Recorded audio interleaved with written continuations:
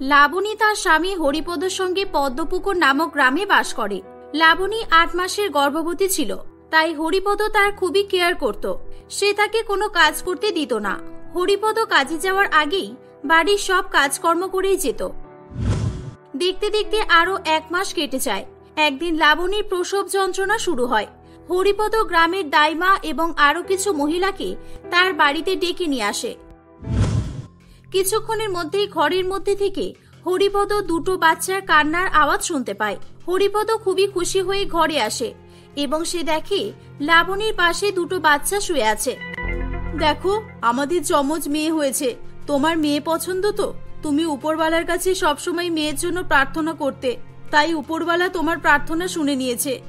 হ্যাঁ লাবণী, আমি অনেক খুশি, অনেক অনেক খুশি। আজকে তুমি আমাকে অনেক বড় উপহার দিয়েছো। কিন্তু হরিপদ, আমার তো যমজ মেয়ে হয়েছে। এরা দুজন দেখতে আলাদা কেন? দেখতে আলাদা তাও ঠিক আছে, কিন্তু দেখো আমাদের এই মেয়েটা কত লম্বা। এরা যেহেতু যমজ, একই রকমের উচ্চতা হওয়ার কথা ছিল তো। আরে না না লাবণী, তুমি বেকার বেকার চিন্তা করছো। যমজ তাতে কি হয়েছে? দুজন যমজ হলেই দেখতে একই রকম হবে, উচ্চতায় একই রকম হবে, এরকম সব ক্ষেত্রে নাও হতে পারে। তুমি চিন্তা করো না, আমাদের এক মেয়ে একটু বেশি লম্বা হবে মনে হচ্ছে। আচ্ছা ঠিক আছে, দেখা যাক কি হয়। তারা তাদের 2 যমজ মেয়ের নাম রাখে জয়া এবং কেয়া। সময়ের সঙ্গে সঙ্গে জয়া এবং কেয়া বড় হতে থাকে। এখন তাদের বয়স 5 বছর।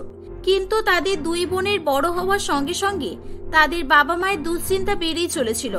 কারণ মাত্র 5 বছর বয়সে তাদের বড় মেয়ে জয়া তার বাবা মায়ের উচ্চতাও ছাড়িয়ে গিয়েছিল। তারা ভেবেছিল জয়া লম্বা হবে ঠিকই, কিন্তু এত বেশি লম্বা হবে সেটা তারা ধারণাও করতে পারেনি। দেখেছো, আমি তোমাকে বলেছিলাম না আমাদের এক মেয়ে অনেক লম্বা হবে। দেখো, মাত্র 5 বছর বয়সে জয়া কত লম্বা হয়ে গেছে। হ্যাঁ লাবণী, কিন্তু তাতে আমরা কি করতে পারি বলো? উপরওয়ালা যাকে যেমন বানাবে সেটা তো মেনে নিতেই হবে, তাই না? আর লম্বা হোক কিংবা বেটে, এরা তো আমাদেরই মেয়ে, আমাদেরকে মেনে নিতেই হবে। জয়া অনেক বেশি লম্বা বলে তাকে দেখে বাচ্চারা ভয় করত। তাকে দেখে পাড়ার বাচ্চারা ভয়ে পালিয়েও যেত।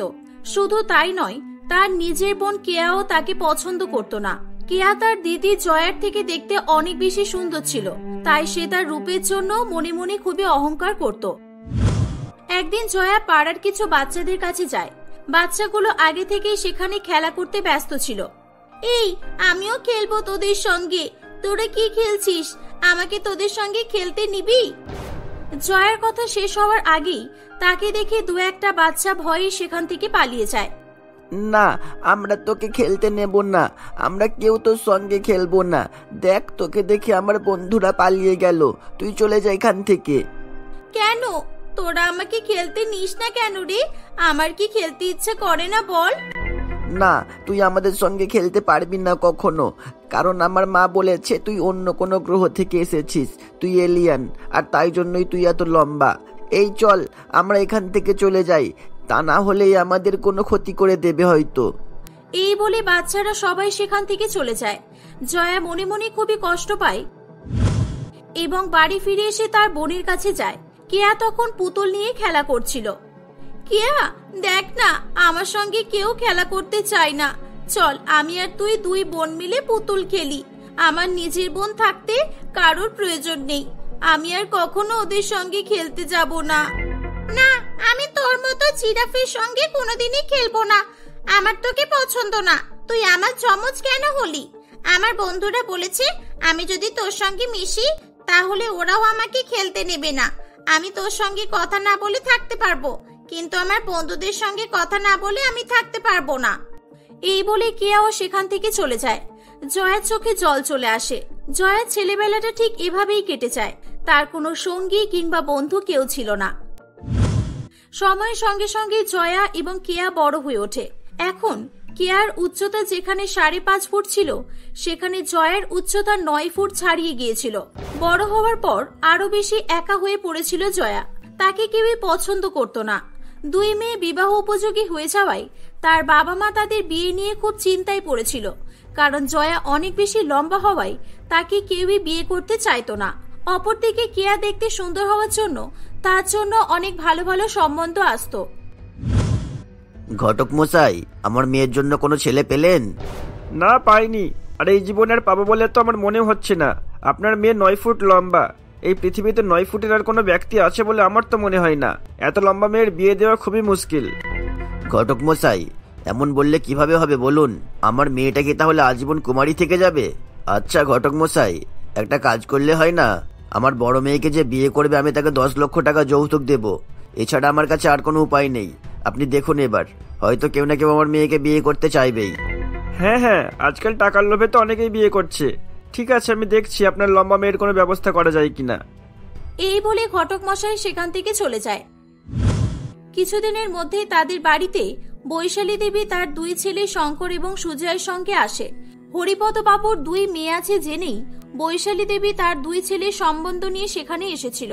কেয়াকে দেখে বৈশালী দেবী তার ছোট ছেলে সুজয়ের জন্য তাকে পছন্দ করে, কিন্তু কিছুক্ষণ পর সেখানে জয়া আসলে তারা জয়াকে দেখে অবাক হয়ে যায়। ওরে বাবা, এটা মেয়ে নাকি উট? না না, এত লম্বা মেয়ের সঙ্গে আমার ছেলের বিয়ে আমি কোনোদিনও দেব না। এত লম্বা কেউ কিভাবে হতে পারে? বাবারে বাবা, কি অদ্ভুত জিনিস দেখলাম। হ্যাঁ দিদি, আসলে আমার বড় মেয়ে অনেক লম্বা, তাই জন্যই আর বিয়ে হচ্ছে না। তাই আমি ঠিক করেছি আমার বড় মেয়েকে যে বিয়ে করবে তাকে আমি 10 লক্ষ টাকা যৌতুক দেব।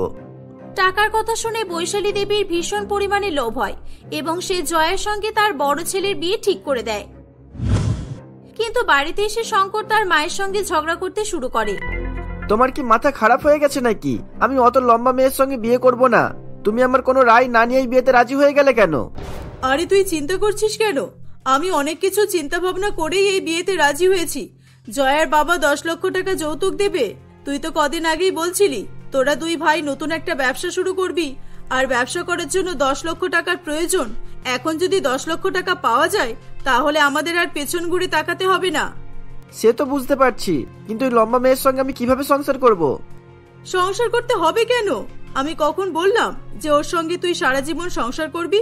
শুধু বিয়েটা হয়ে যাক আর 10 লক্ষ টাকাটা পেয়ে যায়, তারপর তো ওই উঠের মতো লম্বা মেয়েকে লাথি মেরে বাড়ি থেকে তাড়িয়ে দেব।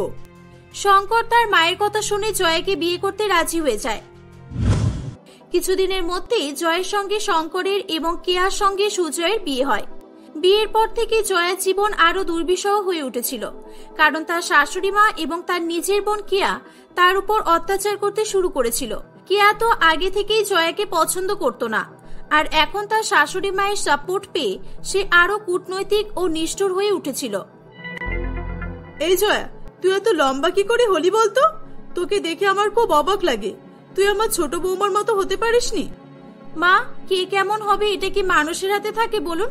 এটা তো উপরওয়ালার হাতে থাকে। অনেক সময় জিনগত কারণে মানুষ লম্বা অথবা বেটে হয়। তুই কি আমাকে মূর্খ ভেবেছিস?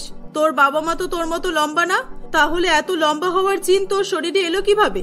ও বুঝলাম, তোর শরীরে তাহলে নিশ্চয়ই জিরাফের জিন আছে। হ্যাঁ মা, একদম ঠিক বলেছেন। আমার তো একে নিজের বোন ভাবতেও ইচ্ছা করে না। কিরে জিরাফ, দাঁড়িয়ে আছিস কেন? যা গিয়ে কাজ কর। ছোট বৌমা, যাও তুমি গিয়ে আরাম করো। জয়া কাঁদতে কাঁদতে সেখান থেকে চলে যায়। এভাবেই সময় কাটতে থাকে। কিছুদিনের মধ্যেই জানা যায় যে জয়া গর্ভবতী। খবরটা জানার পর বৈশালী দেবী খুবই রেগে যায়। না, এই বাচ্চাটা তোকে নষ্ট করতেই হবে। আমি কিছুতেই এই বাচ্চাটা তোকে জন্ম দিতে দেব না। এটা শুনে জয়া খুব অবাক হয়ে যায়। এ কি বলছেন মা? আমি গর্ভবতী হয়েছি?